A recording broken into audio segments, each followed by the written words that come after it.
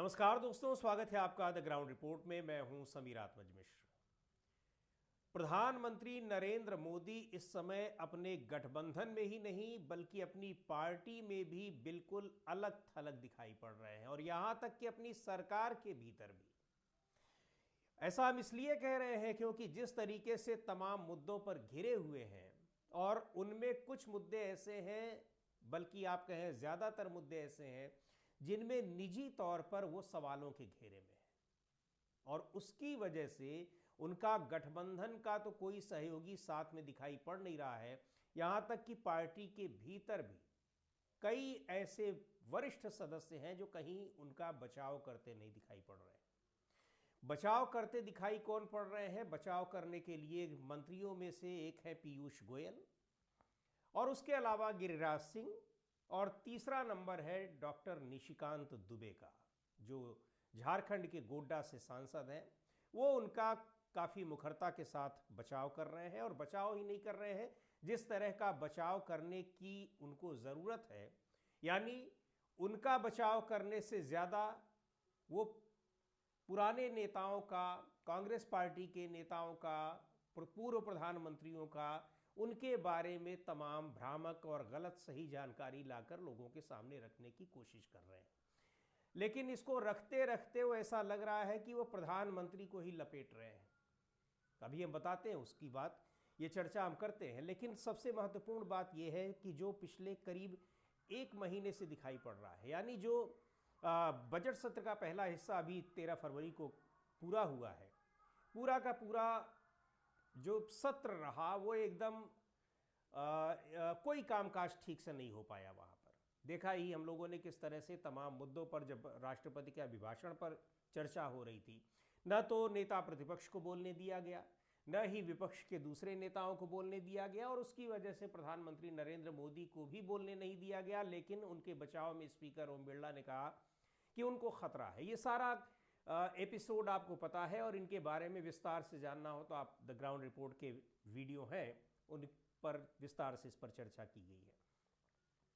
लेकिन आप ये देखिए कि इन सारे मुद्दों पर पूरे सत्र के दौरान प्रधानमंत्री नरेंद्र मोदी नदारद रहे। लोकसभा में खास तौर पर वो दिखाई नहीं पड़े। अब चर्चा पर, जब राष्ट्रपति के अभिभाषण पर चर्चा का जवाब देना था, तो उनको कह दिया गया कि आपको आने की ज़रूरत नहीं, और बजट पर चर्चा के दौरान उनको बोलने की ज़रूरत नहीं थी। तो बजट को वैसे ही पारित कर दिया गया बिना कोई किसी चर्चा के। अब आप ये देखिए कि सदन के भीतर पहले दिन जब राष्ट्रपति के अभिभाषण पर चर्चा हो रही थी, उस दिन जब राहुल गांधी ने जनरल नरावणे की पुस्तक का जिक्र किया, तो बिल्कुल प्रधानमंत्री भी बैठे हुए थे, राजनाथ सिंह, रक्षा मंत्री भी बैठे हुए थे, गृह मंत्री अमित शाह भी, प्रधानमंत्री तो खामोश रहे। लेकिन गुस्सा, नाराजगी और झुंझलाहट, गुस्सा और नाराजगी से ज़्यादा यहाँ पर झुंझलाहट और बेचैनी दिखाई पड़ रही थी, क्योंकि सीधा निशाना था उनके ऊपर। और जिस तरह की अपनी बहादुरी का गुणगान किया करते हैं अपने मुंह से भी, और उसके अलावा उसके लिए जो प्रचार कार्य पर हज़ारों करोड़ रुपए अब तक खर्च किए गए। रक्षा मंत्री राजनाथ सिंह भी बहुत गुस्से में दिखाई पड़े, और गृह मंत्री अमित शाह तो दिखाई ही पड़े। लेकिन आप ध्यान दीजिए कि उसके बाद लोकसभा में किसी भी समय न तो रक्षा मंत्री राजनाथ सिंह उस मुद्दे पर प्रधानमंत्री का बचाव करते हुए दिखाई पड़े, या फिर एप्स्टीन फाइल्स में जिस तरह से नाम आया प्रधानमंत्री का भी, हरदीप सिंह पुरी का भी, कुछ और लोगों का भी, उस पर कोई बचाव करते दिखाई पड़े। न ही सदन के बाहर बचाव करते दिखाई पड़े, और न ही रक्षा मंत्री राजनाथ सिंह या अमित शाह, और न ही भारतीय जनता पार्टी का कोई दूसरा बड़ा नेता नितिन गडकरी, यहां तक कि विदेश मंत्री एस जयशंकर भी, जो कि सीधे सीधे प्रधानमंत्री नरेंद्र मोदी की खोज माने जाते हैं, अफसर थे, उनको सीधे उठाकर लाया गया और विदेश मंत्री बना दिया गया। विदेश सचिव थे और उनको सीधे विदेश मंत्री बना दिया गया। ये पूरा उनको इन सारे मुद्दों पर, यूएस ट्रेड डील को लेकर किस तरीके से सरकार के भीतर अफरा तफरी है, सरकार के भीतर किस तरह का कंफ्यूजन है। हालांकि ये ट्रेड डील अभी लागू नहीं हुई है, लेकिन उसका फॉर्मेट और उस पर जो एक जॉइंट स्टेटमेंट जारी होता है वो हो गया है। वाणिज्य मंत्री पीयूष गोयल कह रहे हैं कि इसके बारे में आप विदेश मंत्री से पूछिए, विदेश मंत्री कह रहे हैं उनसे पूछिए, तो ये किस तरीके का कन्फ्यूज़न है। लेकिन ये मुद्दा हुआ, एप्स्टीन फाइल्स का मुद्दा हुआ, जनरल नरवणे का मुद्दा हुआ, ये तीन मुद्दे इस बार के बजट सत्र में खास तौर पर एक चर्चा में रहे और इन पर प्रधानमंत्री नरेंद्र मोदी सीधे तौर पर घिरे दिखाई पड़ रहे हैं, क्योंकि एप्स्टीन फाइल्स का मामला यूएस और भारत के बीच जो ट्रेड डील हुई है उसको कितना प्रभावित करता है, ये बात पूछी जा रही है। जवाब मिल नहीं रहा है, तो जाहिर सी बात है कि संदेह के बादल गहराते ही जाएंगे और वो संदेह के बादल बने हुए हैं। और इस पूरे मामले में माना जा रहा है कि खुद प्रधानमंत्री नरेंद्र मोदी की नस पकड़ रखी है अमेरिका के राष्ट्रपति डोनाल्ड ट्रंप ने, इसीलिए वो इस तरह की अपमानजनक भाषा सीधे प्रधानमंत्री पर हमला करते रहते हैं और इसी वजह से कोई जवाब नहीं मिल पा रहा है। तो अब इस खामोशी और ये जो उसको छिपाने की कोशिश है, उन सब को लेकर अब प्रधानमंत्री नरेंद्र मोदी अपनी पार्टी में किस तरह से अलग थलग है। आपने देखा होगा गठबंधन का कोई नेता उनके बचाव में नहीं उतरा है पिछले काफी समय से। किसी मुद्दे पर सरकार अगर गिरी है, गठबंधन का कोई सहयोगी दल नहीं उतरा है, चाहे वो जनता दल यूनाइटेड हो, तेलुगु देशम पार्टी हो, शिवसेना हो या फिर कोई और पार्टियां हो छोटी मोटी, वो लोग नहीं समर्थन में उतर रहे हैं। और भारतीय जनता पार्टी के भी सीनियर मिनिस्टर्स राजनाथ सिंह, नितिन गडकरी या फिर कोई और नेता उनके बचाव में नहीं उतरता दिखाई पड़ रहा। और यहाँ तक कि भारतीय जनता पार्टी के जो नए नए बने हुए अध्यक्ष हैं, वो तक भी किसी प्लेटफॉर्म पर अभी तक इन सारे मुद्दों पर प्रधानमंत्री नरेंद्र मोदी का बचाव करते दिखाई नहीं पड़ रहे, और न ही राष्ट्रीय स्वयंसेवक संघ का कोई बड़ा नेता। अगर आपने किसी को सुना हो तो आप बताइए। और यहाँ तक कि सबसे हैरानी की बात यह है कि ये पूरा मुद्दा, ये ट्रेड डील है तो व्यापार का मसला है। पीयूष गोयल तो खैर मुखरता के साथ विरोध कर भी रहे हैं, आधी रात को जग कर उन्होंने ट्वीट भी किया। लेकिन दूसरा इसमें जो विभाग है वो सबसे ज़्यादा इसके दायरे में आ रहा है ट्रेड डील के, वो है कृषि। और कृषि को लेकर ही सबसे ज़्यादा सवाल भी उठ रहे हैं। कृषि मंत्री शिवराज सिंह चौहान पहले शुरुआत में तो थोड़ा सा बोले, लेकिन उसके बाद अचानक वो भी खामोश है।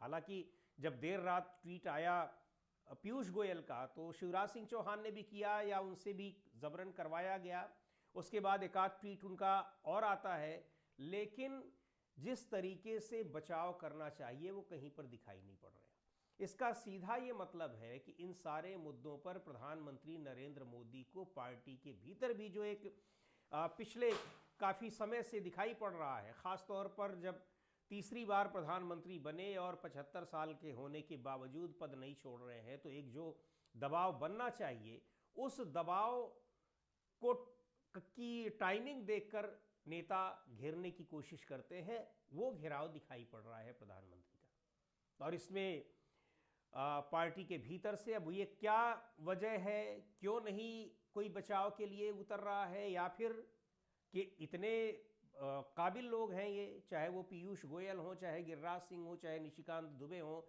यही इतने काबिल हैं कि सिर्फ इन्हीं को ये जिम्मा दिया गया है। ये हो सकता है दूसरे लोगों को ना दिया गया हो, या फिर इसके भीतर पार्टी में इसको लेकर पार्टी के भीतर कुछ मंथन चल रहा हो।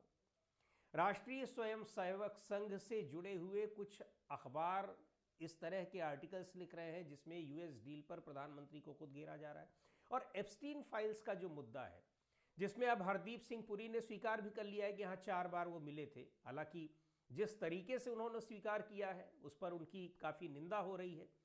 प्रधानमंत्री भी एक तरीके से ये कहा जा रहा है कि उनसे इस्तीफा ले नहीं सकते हैं, कायदे से उनको इस्तीफा दे देना चाहिए। विपक्ष मांग कर रहा है, संसद में मांग की गई, नारे लगाए गए, लेकिन इस्तीफा उनका इसीलिए नहीं हो रहा है कि शायद अगर उनका इस्तीफा हो जाएगा तो कहीं ना कहीं ये मामला, ये बात प्रधानमंत्री नरेंद्र मोदी तक पहुंचेगी और हो सकता है कि कहीं फिर उनके इस्तीफे की भी ना मांग होने लगे, और इस्तीफे की मांग विपक्ष नहीं बल्कि उनकी पार्टी के भीतर मांग होने लगे।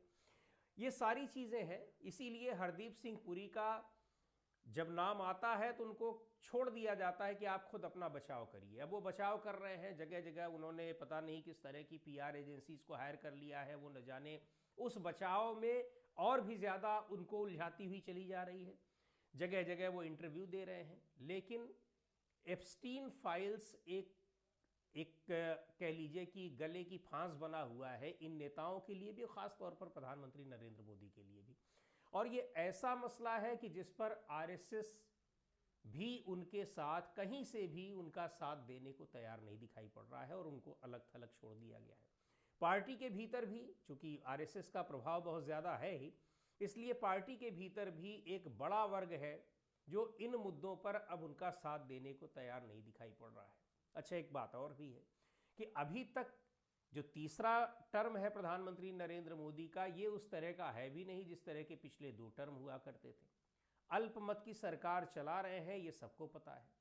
तो अब इस मुद्दे पर, और दूसरे ये भी है कि प्रधानमंत्री संसद में या जहां पर सवाल जवाब हो रहे हैं उन जगहों पर इन सारे मुद्दों पर बात नहीं कर रहे हैं, और दूसरी जगहों पर जाकर उसी तरीके से, उसी दुस्साहस के साथ पुराने गड़े मुर्दों को उखाड़ रहे हैं। अपने निजी बातों को, जिन मुद्दों पर वो घिरे हुए हैं, चाहे वो ट्रेड डील का मामला हो, एप्स्टीन फाइल्स का मामला हो, या फिर जनरल नरवणे की पुस्तक में जो कुछ बातें आ रही हैं उस पर हो, उन पर कोई चर्चा नहीं कर रहे हैं। यानी वर्तमान में नहीं बल्कि इतिहास की चर्चा वो अभी तक कर रहे हैं उन जगहों पर। तो बहुत एक दिलचस्प स्थिति बनी हुई है, और ये पहला मौका ऐसा दिखाई पड़ रहा है जब प्रधानमंत्री नरेंद्र मोदी अपनी पार्टी, अपने संगठन, अपने जो पितृ संगठन है वहाँ, इन सारी जगहों पर और सरकार के भीतर, गठबंधन के भीतर पूरी तरीके से अलग थलग दिख रहे हैं। और समर्थन करने के लिए या उनका बचाव करने के लिए जिन लोगों को लगाया भी गया है, वो बचाव भी इस तरीके से कर रहे हैं कि और घेरते जा रहे हैं। अब डॉक्टर निशिकांत दुबे ने ताज़ा तरीन एक इंटरव्यू दिया किसी टीवी चैनल में, और उन्होंने कह दिया कि प्रधानमंत्री नरेंद्र मोदी से कोई सवाल थोड़ी पूछ सकता है, वो उस सीमा को पार कर गए हैं जहां कोई सवाल नहीं पूछा जा सकता है। अब उनसे पूछिए कि भाई किसी भी सीमा को पार कर गए हो, पर भारत जैसे लोकतांत्रिक देश में ही रह रहे हैं ना, उसी देश के वो प्रधानमंत्री हैं, और अगर उस देश के प्रधानमंत्री हैं, उस देश में लोकतंत्र है, उस देश में संविधान है, तो सवाल के दायरे से बाहर नहीं हो सकते हैं। सवाल के दायरे से बाहर तो कोई भी नहीं है, राष्ट्रपति भी नहीं है, सुप्रीम कोर्ट भी नहीं है, प्रधानमंत्री भी नहीं है, कोई भी नहीं है।